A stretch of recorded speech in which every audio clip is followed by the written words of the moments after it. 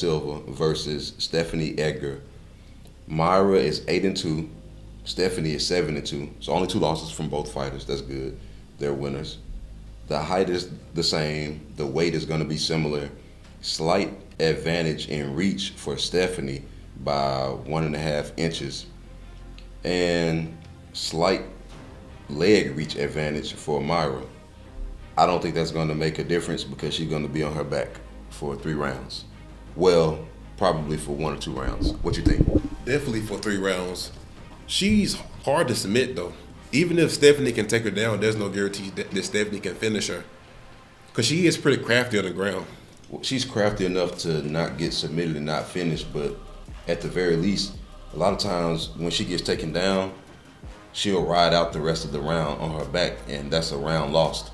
So at the very least, we're talking about losing 3 rounds just off of being on your back and being controlled. Yeah.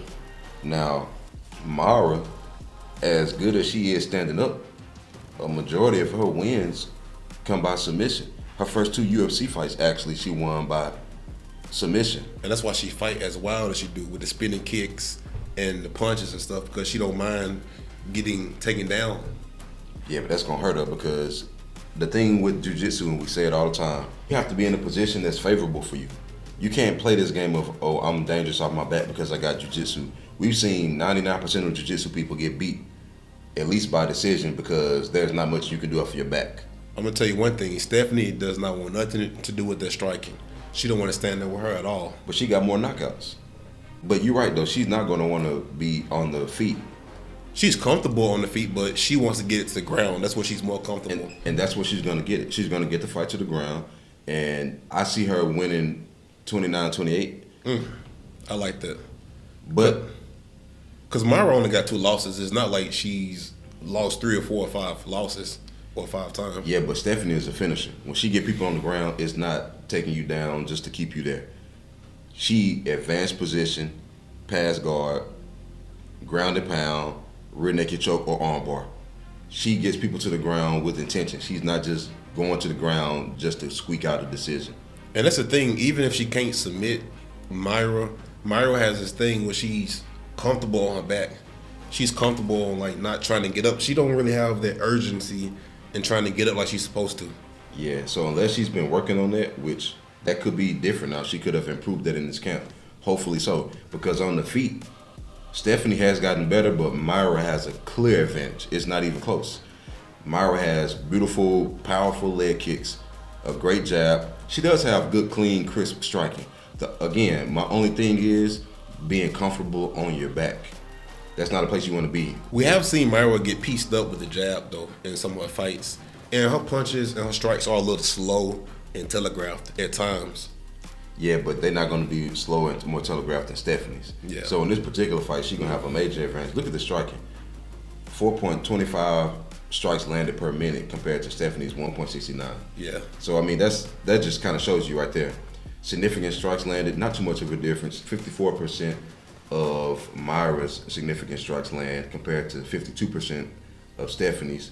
But, 4.98 strikes absorbed per minute compared to Stephanie Eggers. Well, that's because Stephanie, a majority of her fights take place on the ground, and she's in top control. And Mayra's so durable. It's not like she's susceptible to get knocked out. She's never been knocked out. Well, another thing is she's on her back, so she might be eating the ground and pound strikes that aren't. Yeah. They're not knockout blows on the feet. A majority of these strikes are probably on the ground. The defense, 59% from Mayra, 54% from Stephanie. Not a huge difference. But then this is where things take a turn for Stephanie because she's averaging almost 3 takedowns per 15 minutes. Now Mayra, once she gets taken down once, she'll ride out the rest of that round on her back. And that's what's weird because her takedown defense is not bad. It's almost 70%. It's just when she do get taken down, she has a hard time getting back to her feet. This is almost 3 takedowns for 15 minutes. It's almost 1 takedown per round, which is all she needs to win a round. To squeak out the round here.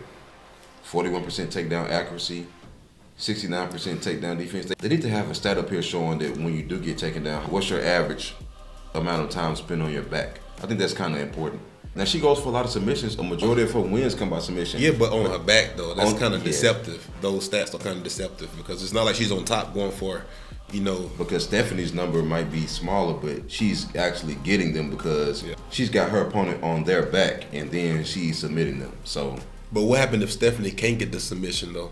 Well, then she just wins the decision again. Mayra has a tough time getting the fight back to the feet. That's the look. If Mayra was able to get taken down and stand the fight back up, we'll be talking differently here. It'll be a different conversation. But that's just not the case. If I had to put the house on it, I'm going with Stephanie. Now I wouldn't count Mayra completely out of it. She's what 8-2, so she's not a bad fighter. Mayra is not a bad fighter. It's just people who can get taken down and held down. Think of the Diaz brothers. Think of Carlos Condit. Yeah. Think of so many good, even great fighters who, even Anderson Silva. Think of people who had great striking, great jiu-jitsu, but Kevin Holland. But on your back, how much can you really do? At this point in the game, jiu-jitsu is not new anymore. People know to expect arm bars and triangles. They typically get out of that kind of stuff now. So in order for her to effectively use her jiu-jitsu, she needs to be on top. So that just means she's easy to neutralize because she's dangerous on the feet and she's dangerous on top. But she don't have the takedowns to get the fight there. So 9 times out of 10, if they're on the ground, she got taken down. And she's not as dangerous on her back than she is on top. So she's kind of easy to neutralize. Easy to control. So I'm going to have to go in the direction of Stephanie here. I'm 50-50 with this one. I don't want to make a pick. They're both dangerous. They both got 2 losses. I don't know. Because Mayra, a lot of people sleeping on Mayra, to be honest. They're not sleeping on her for no reason. They're not saying she's going to go out there and get submitted in 1 round or knocked out. They're saying at the very least, she has shown a tendency to not be able to get up. That's what people are saying. See, I get an edge to Stephanie. I get the edge, the slightest edge to Stephanie. A lot of things would have to go right for Mayra to get that fight to the ground on her terms. Yeah. Another thing is, like, when Mayra, her opponents who actually put a lot of effort into getting takedowns, they can take her down. Yeah. And that's what Stephanie's going to do. She's going to put... Because that's her only way of winning. Yeah, she's going to put everything she has into her takedowns.